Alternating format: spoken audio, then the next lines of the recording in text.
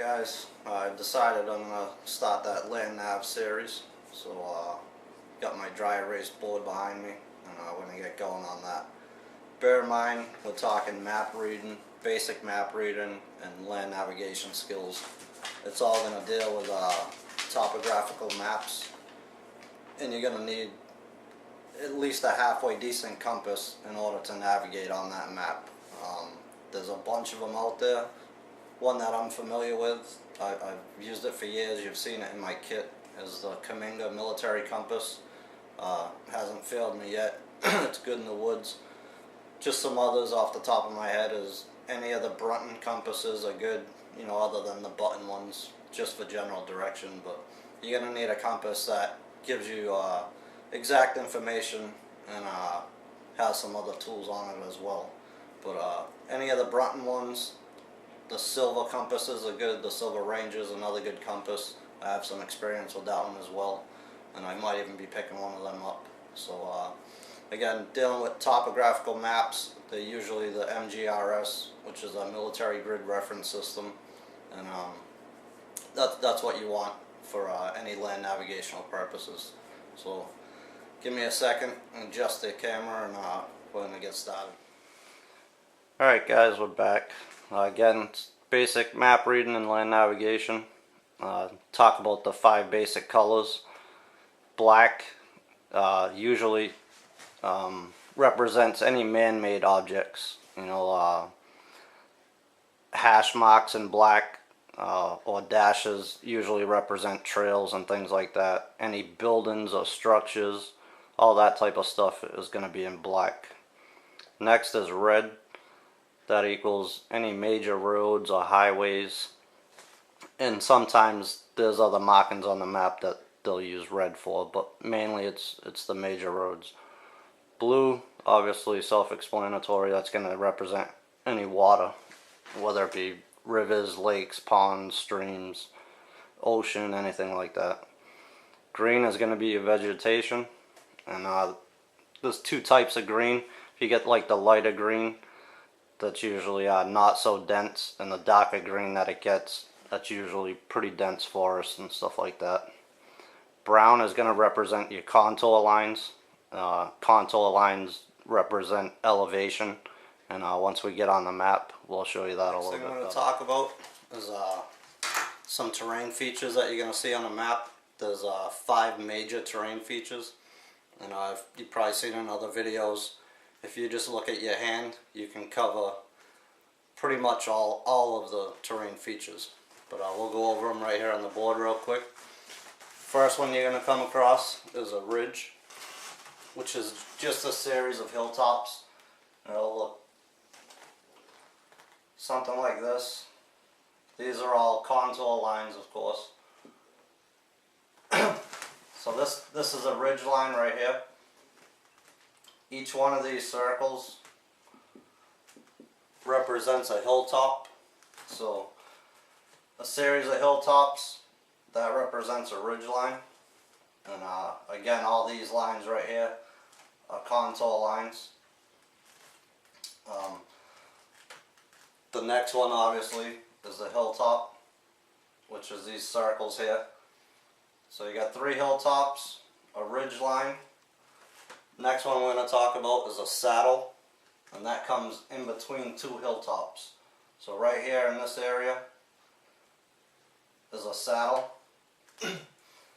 Next one is going to be a valley. These contour lines, obviously if you're on the hilltop, these contour lines are going to be going down in elevation.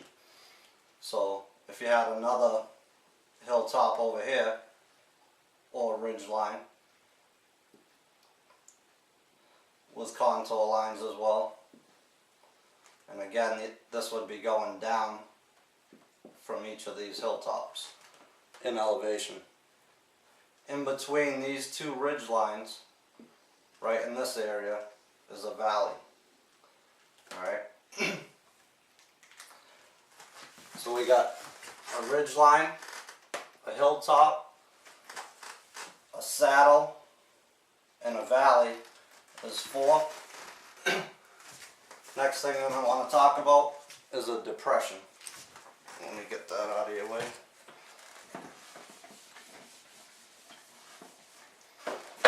So a depression is going to look pretty much the same as a hilltop, except it's going to have tick marks on the inside, something like that, and that just means it's sunk in, that that's a depression. So looking at it on your hand,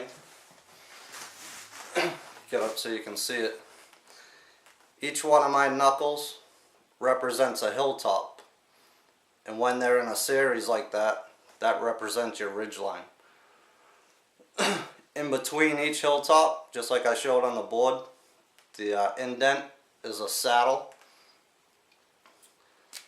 If you take both of your hands and put them together, you have two ridge lines on the top, one on each side, both coming downhill. In the middle there, that represents your valley. Alright? I like to just make a fist, and on the inside of that, it's the circle with all the little tick marks from the bends in your finger. That represents a depression. So now we'll get into some of the minor terrain features, which are a spur, a draw, and then there's two others. So a spur usually comes off like a ridge line. So you have your ridge line here. At the end of this, where all the contour lines are going down,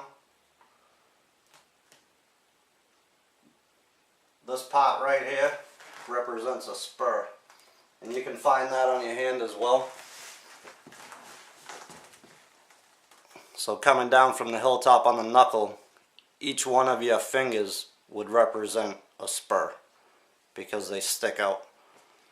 In between those, all the indents represent a draw. And what that is,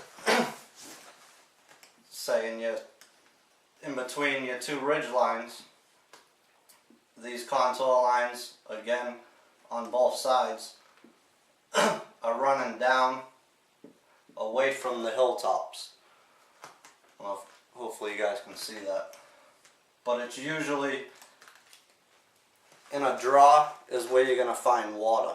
So usually there'll be some runoff, it'll be erosion taking place from where the water's running off, you know, a hilltop, a mountain, etc.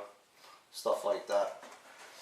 Two more terrain features, and they're both man-made, is either a cut or a fill. So you can have a hilltop, and they may have built a store or whatever on the side of that hilltop and actually cut away from it to put the building in. So what you would see there is something like this.